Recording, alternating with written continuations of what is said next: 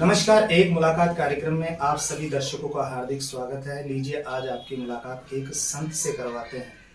कार्यक्रम की शुरुआत परिचय से हो। सबसे पहले आप हमारे दर्शकों को अपना परिचय दीजिए। हरिओम, जय गुरु महाराज। मैं ओम गिरी जी, गादीपति ब्रज आश्रम बूटसू मकराना राजस्थान, वहाँ पे कार्यरत हूँ। वहाँ पे सेवा पूजा पाठ कर रहा हूँ। अच्छा महाराज जी, जो आप राजस्थान के अंदर पधारे हैं, जो आपकी यात्रा राजस्थान की है, इसके बारे में हमारे दर्शकों को बताएं। ब्रिजेश जी, ये मेरा 4 दिन का प्रोग्राम है। इसमें शिक्षा के साथ में भक्ति का खास संदेश रहेगा। और क्या कि एक दिन तो मेरा उदयपुर के अंदर गया वहाँ, और वहाँ पे जो आध्यात्मिक जो चीज़ें हमारे ऋषि मुनि जो करते थे, वेलनेस सिटी का आयोजन राजस्थान सरकार ने किया है। 100 करोड़ का प्रोजेक्ट है। वहाँ के सरपंच हैं श्री जगन्नाथ जी डागलिया, क्या उनके वहाँ प्रोग्राम था। वहाँ सब देखा गया कि वहाँ पे ऋषि मुनि कैसे साधु संत वहाँ पे पूजा पाठ और आराधना करते थे। और वहाँ का दौरा पता कि आज मैं जयपुर खड्डीकान मंडी के अंदर भगवान गिरी जी सांखला महाराज, मीराबाई महाराज और बाकी के जो जितने साधु संत हैं खड्डीकान मंडी के अंदर, उन सब का मैंने दर्शन किए, उनसे परिचय किया, उनसे वार्तालाप की, सत्संग किया। और दुर्बलनाथ जी महाराज का जो मंदिर है वहाँ पे मैंने दर्शन किए। अच्छा महाराज जी, मैं अब आपसे ये जानना चाहूँगा, क्योंकि जो हमारी चर्चा है 2 चीज़ों के ऊपर लेकर होगी। सबसे पहले शिक्षा के ऊपर हमारी चर्चा होगी, और दूसरी जो चर्चा होगी वो संस्कार के ऊपर होगी। तो शिक्षा के बारे में और संस्कार के बारे में आपकी क्या राय है, ये बताएं। शिक्षा के अंदर ब्रिजेश जी ऐसा है कि हमारे बाबा साहब डॉक्टर भीमराव बाबा साहब अम्बेडकर ने लोगों को इतना जागृत कर दिया, इतना जागृत कर दिया कि आज 2 साल का बच्चा भी शिक्षित है। वो सोशल मीडिया के ऊपर इतनी एक्टिविटी देखता है, गेम देखता है, सब कुछ करता है, और बच्चे आजकल सब शिक्षित है। पर शिक्षा के साथ साथ में हम थोड़ा पिछड़ गए हैं। शिक्षा तो है ही है, शिक्षा ने तो उसकी चरम सीमा को छू लिया है, पर उस चरम सीमा के साथ साथ में हम भक्ति भाव को भूल गए। जो आज लोगों के अंदर भक्ति भाव नहीं है, दया नहीं है, प्रेम नहीं है।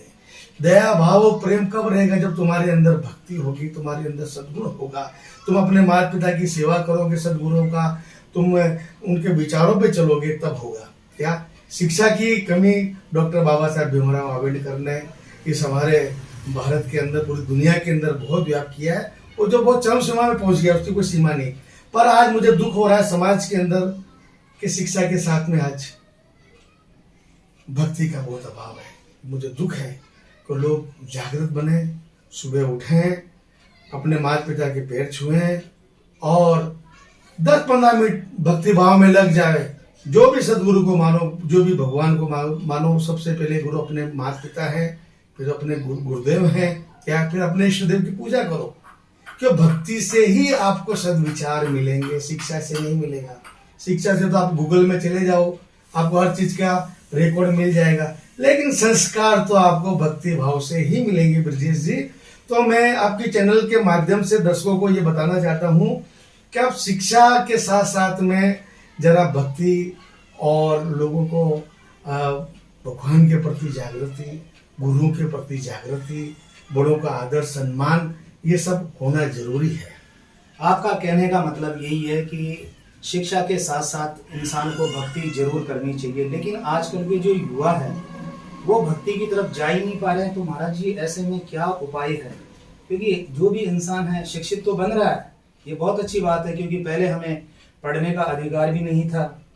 और दूसरी बात, जो बाबा साहब के दिए हुए आरक्षण हैं, उसकी बदौलत आज हम बड़े बड़े पदों पर नौकरी में भी जा रहे हैं। लेकिन युवा पीढ़ी का जो भक्ति की तरफ रुझान नहीं हो पा रहा, इसका क्या कारण है और इसका क्या उपाय है, वो भी हमारे दर्शकों को जरूर बताएं। उसका कारण तो समाज के अंदर में हमारा जो आज जिंदगी है, बड़ी भागदौड़ वाली जिंदगी है कि आदमी सुबह से लेकर शाम तक कमाता रहता है, तो भक्ति भाव के अंदर समय नहीं निकाल पाता है। महाराज जी, मैं आपकी बात काट कर कहना चाहूँगा, आपने बताया कि 15 मिनट सुबह परमात्मा का भजन जरूर करना चाहिए। तो 15 मिनट का समय कोई ज़्यादा नहीं, क्योंकि दिन रात में 24 घंटे होते हैं, तो समय तो मिलता है, व्यर्थ की बातों में लोग लगे रहते हैं। तो 15 मिनट के समय के लिए समय तो निकाल ही सकते हैं। तो ये बात आप जो कह रहे हैं ना कि समय का अभाव है, तो परमात्मा की भक्ति के लिए इतना तो समय निकल ही पाता है। समय का अभाव है, ऐसा समाज के व्यक्ति कह रहे हैं कि हमारे पास में समय नहीं है भक्ति के लिए। क्या? तो मैं उनसे ये कहता हूँ कि अगर सुबह में अगर आपके पास में 15 मिनट का भी टाइम नहीं है, तो रात के सोते वक्त शून्य अवकाश कर लें, मस्तिष्क को एकदम शून्य अवकाश में ले जाए, परमपिता परमात्मा की ध्यान में लग जाए। सोते से तो भी भगवान का तुम आचरण करोगे तो ये आपकी भक्ति हो गई। क्या? कोई बहाना नहीं चलेगा कि भाई मेरे पास में समय नहीं है, मैं भक्ति भाव कैसे करूं, मैं पूजा पाठ कैसे करूं। खाली अगरबत्ती जलाने से, मंदिर में जाने से, पूजा पाठ करने से नहीं। भगवान का सुमरण अगर तो आप दिल से भी अगर कर लेते हो तो भगवान की प्रार्थना उस तक वहां तक पहुंच जाएगी और आपको मानसिक शांति बहुत मिलेगी। तो मेरी दर्शकों से गुजारिश है कि अगर आप समय नहीं निकलता, 15 मिनट का भी टाइम नहीं निकलता है, भगवान की मूर्ति के आगे अगरबत्ती का, मंदिर में जाने का समय भी नहीं मिलता, तो सोते वक्त आज पूरे दिन मैंने क्या किया और अब मैं सुबह उठ के क्या करने वाला हूँ, क्या, और परमात्मा के ऊपर छोड़ दोगे, भगवान आज मैंने जो किया है क्या ये सही था, क्या ये गलत है, और ये परमात्मा अगर गलत है तो सुबह उठ के मुझे ये गलती मुझे दोबारा मत करवाना। ये सबसे बड़ी भक्ति और शक्ति है। बहुत अच्छी बात बताई आपने कि जो लोग ऐसे कहते हैं कि भाई हमारे पास समय नहीं है, लेकिन जब रात्रि को जब सोने के लिए जाए तो दिन भर के किए हुए कर्मों के बारे में चिंतन करे, मनन करे।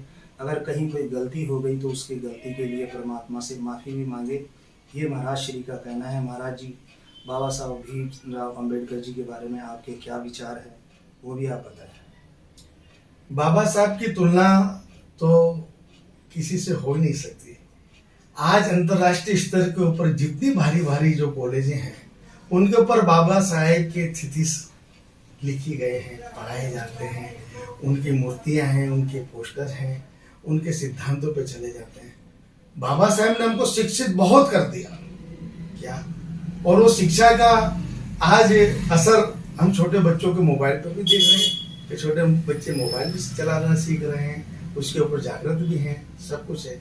लेकिन शिक्षा के साथ साथ में बाबा साहब ने बोला शिक्षित बनो, संगठित रहो, संघर्ष करो।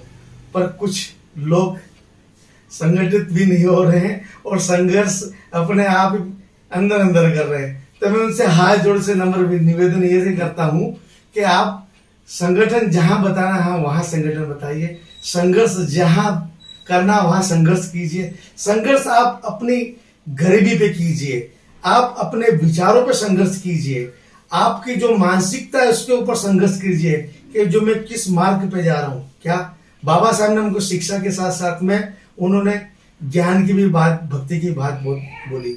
उन्होंने उनके जीवन काल के अंदर भक्ति के मार्ग के लिए उन्होंने एक अच्छा संदेश दिया कि शिक्षा के साथ में धर्म भी जरूरी है और धर्म को अपनाना चाहिए, भक्ति को अपनाना चाहिए। तो बाबा साहब को मेरा बार बार नमन है कि शिक्षा तो आपने बाबा साहब बहुत दी और आपके अगर आशीर्वाद रहे हैं और आपको जो मानने वाले हैं तो अगर थोड़ा भक्ति का मार्ग भी अपना ले। भक्ति का मार्ग ये नहीं कि आप सिर्फ भगवान के सामने बैठ जाओ, पूजा करो। भक्ति का मार्ग सत्य कर्म, सत्संग, अच्छे लोगों के साथ में बैठना, अच्छी बातें करना, यही भक्ति है। अच्छा महाराज जी, आप कहाँ तक पढ़े लिखे हैं? और मेरा सवाल आपसे ये भी है कि आप जो गादीपति बने हुए हैं, इसके अलावा आप अभी वर्तमान के अंदर एडवोकेट भी हैं और इसके अलावा भी शायद आप कमिश्नर भी है, ओथ कमिश्नर। तो इन सब चीज़ों को आप कैसे मैनेज कर पाते हैं कि आप आश्रम को भी चला रहे हैं और अपनी वकालत भी कर रहे हैं? तो आप हमारे दर्शकों को ये भी बताएं और कहाँ कहाँ आपने अध्ययन किया, और आप अभी वर्तमान में क्या बूढ़सू में ही विराज करते हैं या अहमदाबाद जहाँ आपका निवास है वहाँ निवास करते हैं? ब्रजेश जी, आपने बहुत सुंदर बात कही। संत बीज पलटे नहीं कोई, जुग जुग जाए अनंत, ऊंच नीच घर उपजे रहे संत को संत। मैं बहुत सौभाग्यशाली हूँ। मेरे इस मानव शरीर से इस संसार के अंदर मैंने जिस परिवार में जन्म लिया है वो परिवार बूढ़सू गांव का सांखला परिवार है, जहाँ पे मेरे दादा परदादा सत्संगी हुआ करते थे। ब्रजगिरी जी का नाम तो पूरे नागौर जिले के अंदर, राजस्थान के अंदर, दिल्ली, जयपुर और पूरे भारत भर के अंदर सब जानते कि संत ब्रजगिरी जी महाराज हुआ करते थे। वो मेरे दादा गुरु, और उन्होंने रूपगिरी जी महाराज से भक्ति ली और शक्ति ली, और उन्होंने पूजा पाठ किया और लोगों को सत्संग का माध्यम दिया। और बूढ़सू मकराना के अंदर उन्होंने ब्रज आश्रम बनाया जो लोगों के लिए खुला हुआ है, और जहाँ पे हमेशा सत्संग हुआ करती है और चलती रहेगी।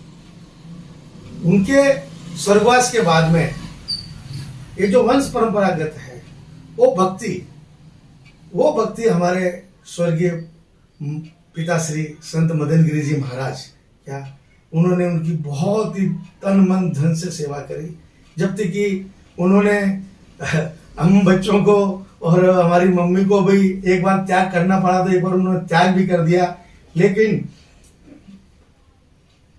महाराज जी की बहुत सेवा करी और उनके प्रताप से महाराज जी ने उनको चादर दिया, आश्रम संभालने का समय दिया। फिर संत मदन गिरी जी महाराज की कुछ परिस्थितियों के अंदर, कोरोना काल के अंदर उनका स्वर्गवास हो गया, और फिर ये जो गादी, जो चादर खाली पड़ी रही। तो सभी साधु संतों ने, गांव वालों ने और हमारे जो बाबा गुरु हैं, हमारे गुरु भाई हैं और गिरी संप्रदाय के जितने भी चेले हैं कि महाराज अब आपको स्वीकार करना पड़ेगा। तो मैंने बोला भाई मैं तो 18 वकील आदमी, नोटरी पब्लिक हूँ, मेरा काम ये है। तो बोले नहीं, आपको इसके साथ में ये भी आपको समय देना पड़ा। गुरु महाराज की, आप लोगों की बहुत ही कृपा हुई और आप लोगों ने मुझे शक्ति दी, और आपके साथ सहकार से मैंने ये चादर ग्रहण की है, और मैं धीरे धीरे इसका पूर्ण उद्धार कर रहा हूँ। मैं आश्रम की परंपरा को आगे बढ़ा रहा हूँ और आगे बढ़ाता रहूँगा। आप लोगों का साथ सहकार रहेगा, क्योंकि जागी रही भावना जैसी, प्रभु मूर्त पाए ऐसी। और हमको फक्र है, खुश हैं हम कि हम इस खानदान से पैदा हैं कि जिनके डीएनए में भक्ति भरी हुई है।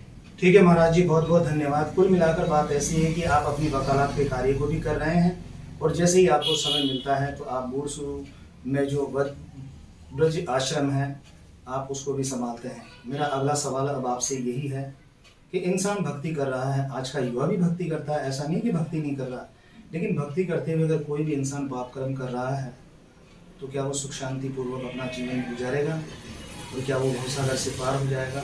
आप भक्ति से जुड़े हुए हैं, इसीलिए मैंने आपसे ये प्रश्न किया है। इसके बारे में हमारे दर्शकों को आप बताएं। बहुत सुंदर प्रश्न किया आपने ब्रिजेश जी, कि आज का युवा भक्ति तो करता लेकिन पाप कर्म को करता है।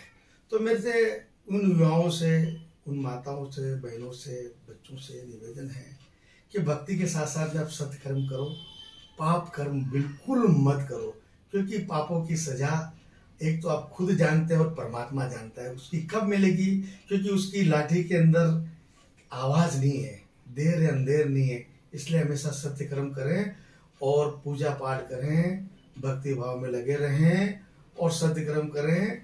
बोलिए अपने अपने माता पिता गुरुदेव की जय। आपने अपना कीमती समय दिया, इसके लिए मैं आपको धन्यवाद देता हूँ। ओम गिरी जी महाराज, अंत में मेरा आपसे सवाल यही है कि इस इंटरव्यू के माध्यम से आप खटीक समाज को क्या संदेश देना चाहते हैं? मेरे खटीक समाज बंधु से यही कहना है कि डॉक्टर बाबा साहब अम्बेडकर ने हमको वो जो शक्ति दी है, कि हम तो खटीक समाज से हैं, हमने बकरियों का, गायों का दूध तो बहुत पिया है, लेकिन बाबा साहब अम्बेडकर ने तो हमको शेरनी का दूध पिलाया हुआ है, शिक्षा रूपी शेरनी का दूध पिलाया हुआ है। तो हमने वो शेरनी का दूध पी लिया तो हमको किससे डरना है? अपना हक है, अधिकार है।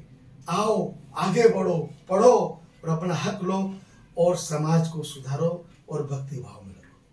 बहुत बहुत धन्यवाद। तो ये थे श्रीमान ओम गिरी जी महाराज। मेरा सभी दर्शकों से निवेदन है कि अगर आपने चैनल को सब्सक्राइब नहीं कर रखा है तो चैनल को सब्सक्राइब जरूर करें। मैं दिल्ली क्राइम प्रेस से पत्रकार ब्रजेश कुमार नावल।